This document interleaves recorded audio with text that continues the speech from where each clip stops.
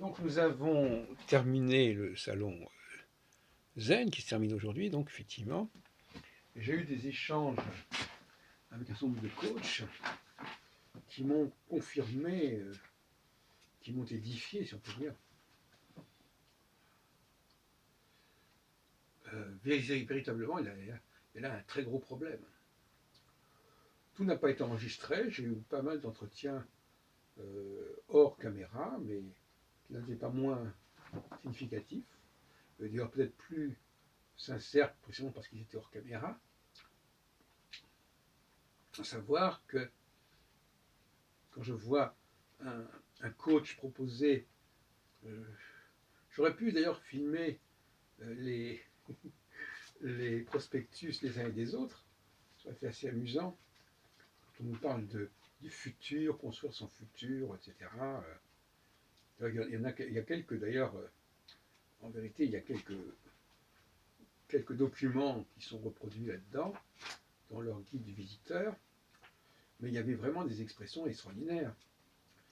J'ai pas eu le réflexe de les filmer, je les filmerai dans un prochain salon qui aura lieu à la Villette probablement. Et donc, le 12 et 15 octobre, Vive Nature, voilà, votre entrée gratuite. Donc on va se retrouver dans quelques jours à la Villette.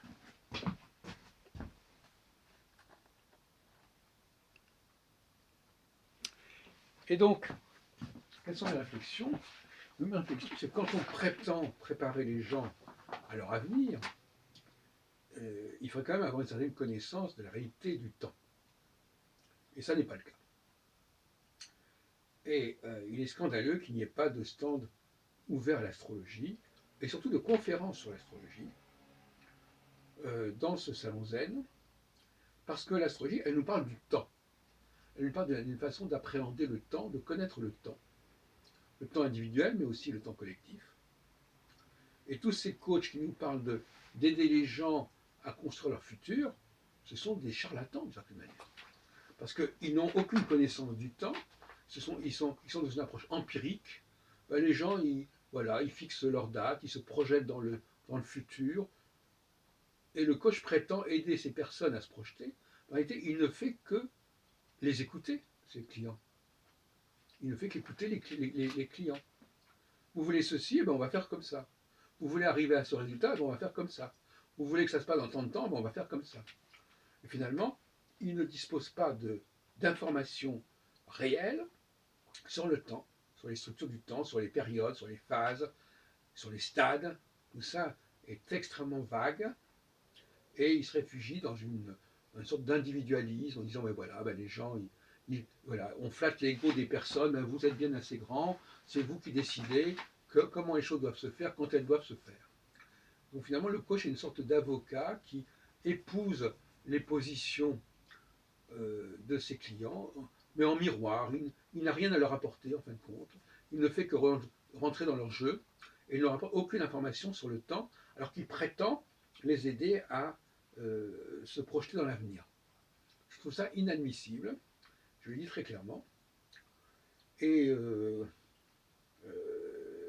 alors, on parle de réalité.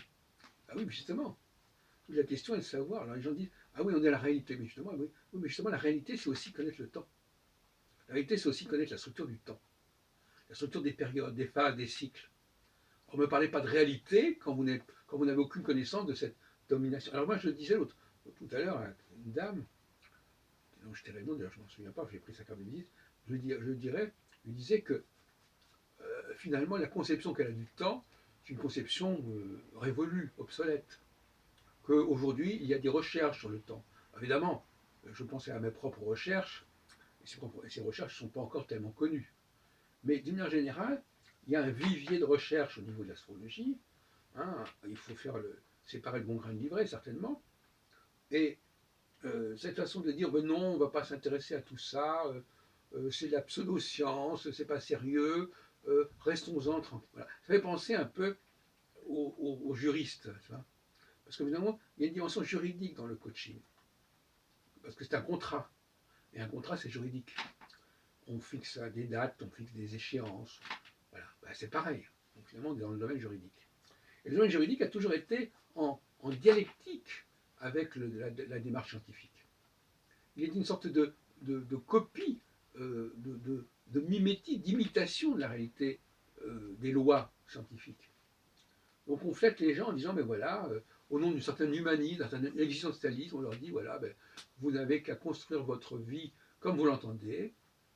Et puis c'est pareil, évidemment, dans le domaine, non plus du temps, mais de la connaissance de soi. La connaissance de soi, c'est aussi la connaissance des grandes catégories de l'humanité. Des grandes, voilà. Quand on dit d'ailleurs quelqu'un est d'inclassable, ça veut dire qu'on n'arrive pas à le situer. Et donc ça aussi, il y a un refus. On dit, voilà, vous êtes une femme et un homme, c'est pas important, ça n'a aucune importance, ça ne déterminera pas votre position sociale d'être un homme ou une femme. Qu'est-ce que c'est que cette plaisanterie? C'est n'importe quoi. Donc on se moque du monde, on a une sorte d'ignorance de la structuration de l'espace-temps social, du temps social, de la division en castes, en classes. Tout ça, c'est balayé, c'est ignoré. Hein, et on dit, ben voilà, vous faites ce que vous voulez, vous organisez votre vie comme vous voulez, vous êtes une sorte de pâte à modeler, comme disait l'autre jour une fille, voilà, une espèce de vide comme ça, vous n'avez plus qu'à remplir ce vide. Il y a une ignorance, on ne sait rien sur l'homme, on ne sait rien sur les gens, on ne sait rien sur les temps, donc on peut faire ce qu'on veut. Voilà, c'est ça le délire.